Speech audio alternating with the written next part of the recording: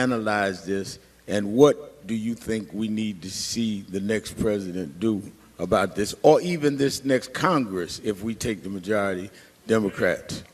At the National Action Network Convention 2026 on Saturday, Democratic Senator Mark Kelly delivered a sharp and calculated critique of Donald Trump and his handling of the escalating Iran war, framing it not just as a policy failure, but as a deeper crisis of leadership. Now, let's dive into the next one.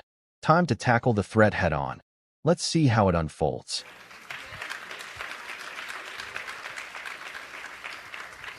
Given your military background, how do you analyze this engagement in Iran and what this country has put itself in a position to be as it relates to its NATO allies now that this president has attacked them, as it relates to those in the Middle East? Many of them were allies that are now in danger.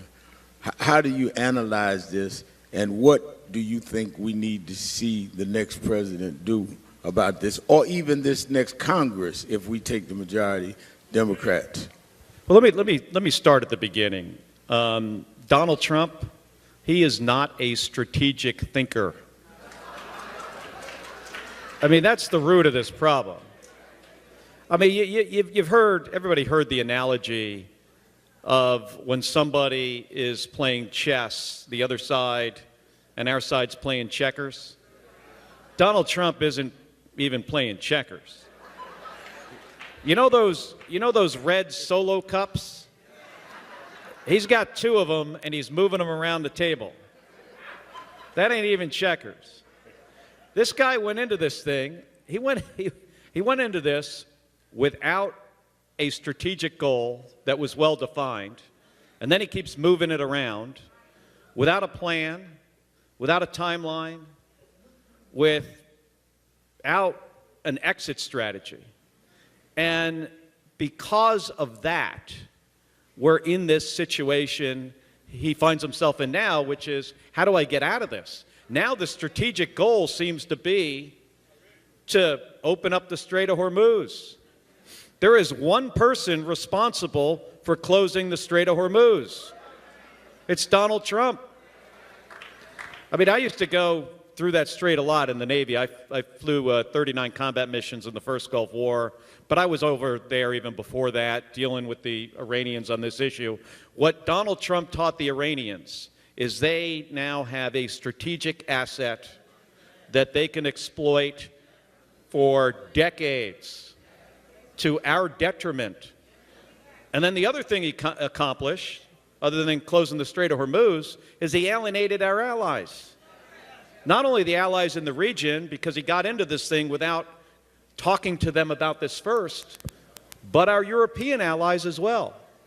And then he rushes to them and asks them to come to our assistance. He should have talked to them up front. And now he's talking about pulling us out of NATO. You talk about something that's going to make us less safe as a country?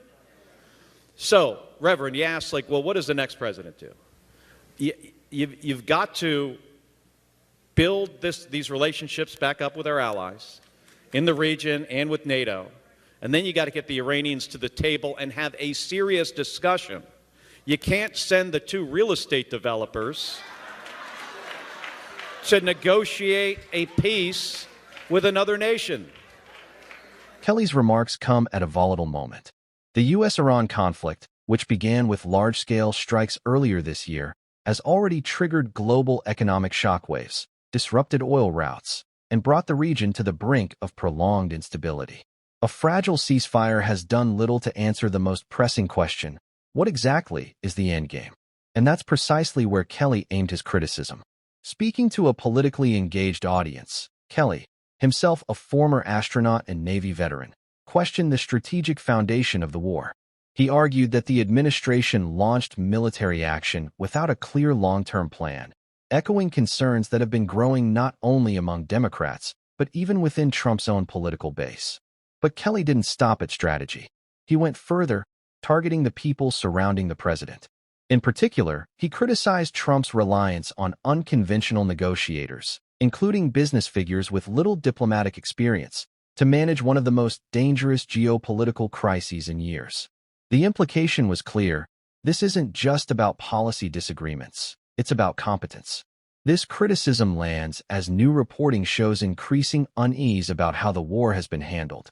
Trump has oscillated between aggressive rhetoric, at times threatening massive destruction, and abrupt shifts toward negotiation and ceasefire, creating what critics describe as a confusing and unstable approach to foreign policy.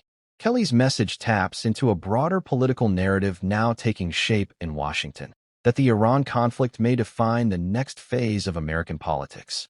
For Democrats, it presents an opportunity to reclaim an anti-war message and question executive authority. For Republicans, it has exposed internal divisions between traditional hawks and the America First faction that once opposed foreign entanglements. And for voters, it raises fundamental concerns about cost, about risk, and about whether the United States is drifting into a conflict without a clear objective.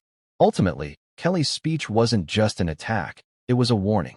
A warning that wars without strategy can spiral. A warning that leadership without expertise can falter. And perhaps most importantly, a warning that in moments of global crisis, the consequences of political decisions are not abstract. They are measured in lives, stability, and the future of international order. As the ceasefire holds, at least for now, the question Kelly posed continues to linger over Washington. Is there a plan, or just momentum? Thanks for watching. If you enjoyed this video, make sure to subscribe to the channel so you don't miss our next content.